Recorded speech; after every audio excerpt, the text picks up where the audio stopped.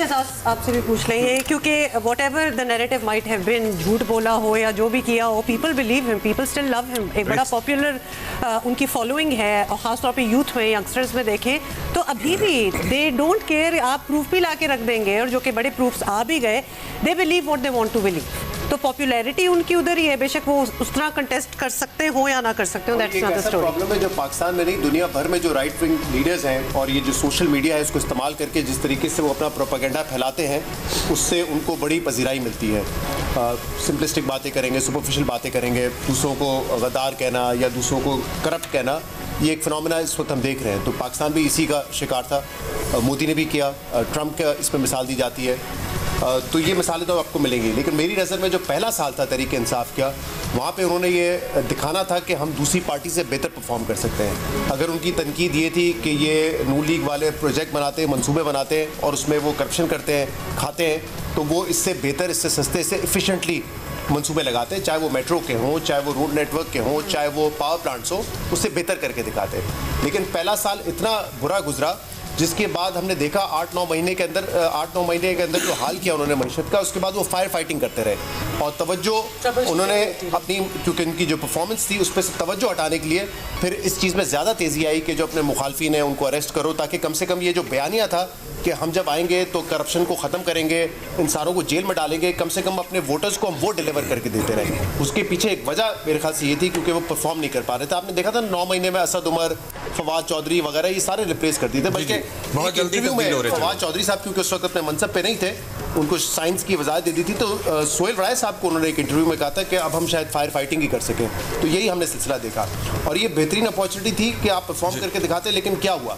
उस्मान बुज़दार साहब को आपने लगाया, आप चाहते थे पंजाब को इस्लामाबाद से बैठ के चलाएं, आपने केपी में जो है उस्मान बुज़दार प्लस लगा दिए और आप चाहते थे कि केपी को भी आप इस्लामाबाद से बैठ के चलाएं। मेरे ख्याल से इससे बड़ा पार्टी को नुकसान पहुंचाया, उनके जो गवर्नेंस थी उसको जो है बड़ा नुकसान पहुंचाया। और आप ये देखें कि उस्मान बुज़दार की जो परफॉर्मेंस थी 2022 तक, मुझे तो लगता है कि तहरीक इंसाफ ने पंजाब जो है वो प्लेट में रख के दे दिया था नून लीग को कि इस टर्म कंप्लीट करने के बाद हमारा नामो निशान मिट जाएगा। जैसे इलेक्शन हो रहे थे, जैसे हम बाय इलेक्शन भी थे, लेकिन जैसे हम पीपल्स पार्टी के अभी देख रहे थे कि 2013 से 18 में वो 7 सीटों पे आ गए थे पंजाब में। तो ये हाल होता पीटीआई का कहीं ना कहीं अगर बुज़दार साहब जो है अपना टर्म मुकम्मल करते हो इस परफॉर्मेंस के साथ जाते हैं। लेकिन वोट ऑफ नो कॉन्फिडेंस के बाद क्योंकि 16 महीने गुजरे, उसमें शाजिब कह रहे हैं कि जो इलेक्शन हारे, नून लीग को आपके साथ 100-120 रुपए पेट्रोल की कीमतें बढ़ानी पड़ी थी, जिसकी कॉस्ट उनको पे करनी पड़ी। बहुत कुछ हुआ।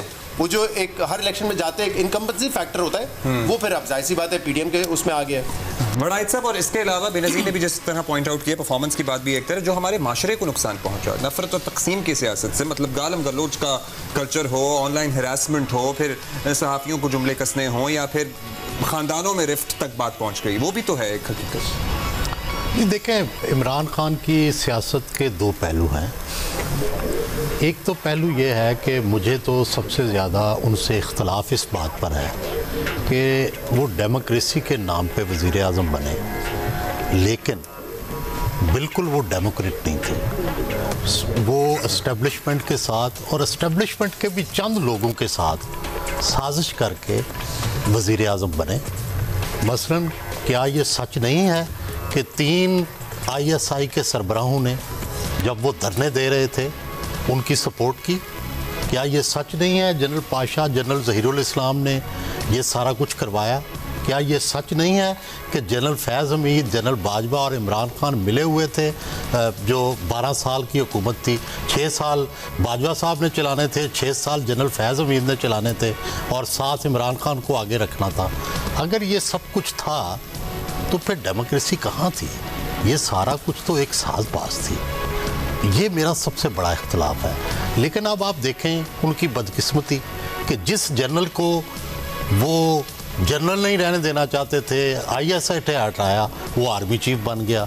जिस जस्टिस को वो जस्टिस नहीं रहने देना चाहते, वो चीफ जस्टिस बन गया।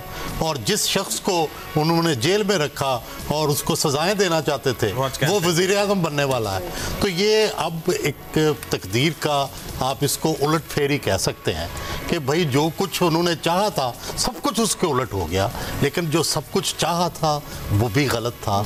और अब भी उनके लिए बेहतरीन तरीका, इतनी पॉपुलर जमात है, इतनी सपोर्ट है, यूथ है, ओवरसीज़ हैं, खुदारा डेमोक्रेटिक स्ट्रगल की तरफ आए।